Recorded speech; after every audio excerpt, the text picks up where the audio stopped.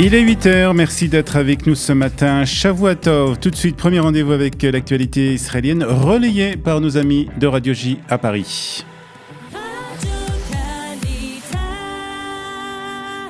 8h à Jérusalem, depuis Studio Kalita, Olivier Granilic pour le premier rendez-vous avec l'actualité israélienne ce matin. Et c'est bien évidemment par la première médaille israélienne aux Jeux Olympiques de Tokyo que nous commençons ce journal. Médaille remportée par la jeune Avishag Sundberg, 19 ans en taekwondo, cette discipline d'origine sud-coréenne dont le nom peut se traduire par la voie des pieds et des poings, ce qui est assez explicite pour cette discipline olympique. Immédiatement après sa victoire face à la Turque, la jeune athlète s'est tournée vers la caméra pour dire « Ani ohev otar » en s'adressant à sa maman. « J'ai une journée difficile. J'ai eu une médaille olympique à 19 ans, c'est un rêve qui est devenu réalité. Je remercie toute ma famille », a-t-elle aussi déclaré. Hier soir, c'est le président de l'État, Yitzhak Herzog, qui a félicité la jeune fille en l'appelant « Tu as apporté beaucoup de fierté à l'État d'Israël », a déclaré le président dans une conversation téléphonique qu'il a eue avec la jeune sportive après le judo, le canoë et la voile. Le taekwondo donc rejoint les disciplines olympiques dans lesquelles les athlètes israéliens ont réussi à avoir des médailles. On passe au coronavirus à présent.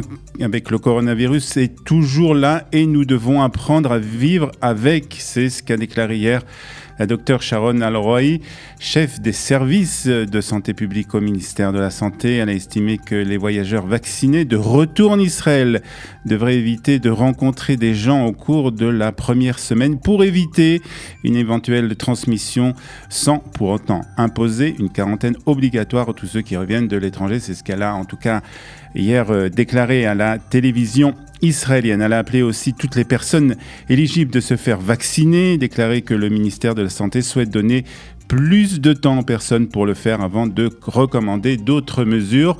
Nous attendons de voir si nous avons besoin d'une troisième dose, a-t-elle aussi déclaré. Nous voyons les chiffres augmenter et nous devons tout faire pour permettre à l'année scolaire de s'ouvrir en septembre, a-t-elle conclu. Puis parlons justement des chiffres. Justement, la contamination se poursuit en Israël. 1430 nouveaux cas ont été détectés entre vendredi et samedi sur 86 819 testés selon les nouveaux chiffres du ministère israélien de la Santé qui ont été publiés hier soir. 89 patients sont dans un état grave et dont 18 sous respirateurs. Plus de 5 200 000 Israéliens ont déjà été vaccinés des 2 doses, c'est ce qu'a indiqué aussi le ministère de la Santé.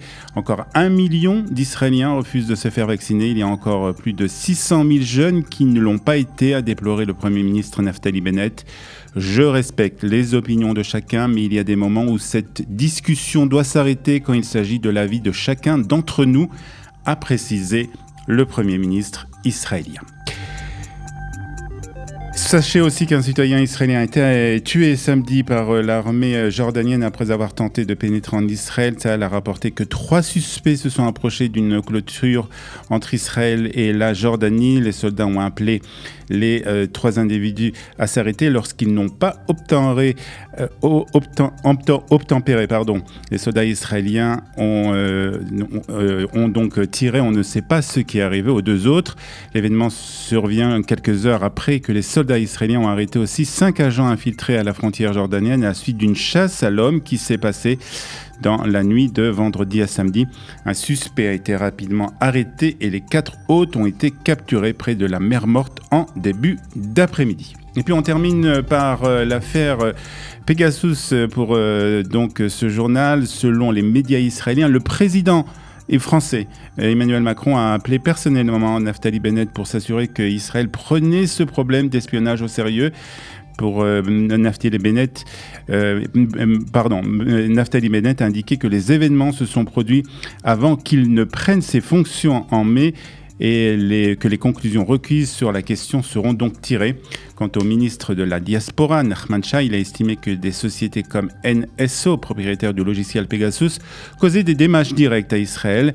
Nous devons nous assurer que les entités telles que NSO ne sont pas en mesure de nuire directement aux intérêts diplomatiques israéliens et de causer du tort aux Juifs qui admirent Israël en raison de sa haute technologie, a-t-il affirmé. Nous nous retrouvons dans à peu près 25 minutes, ce sera pour la revue de la presse israélienne, toujours en direct depuis les studios de Studio Kalita à Jérusalem.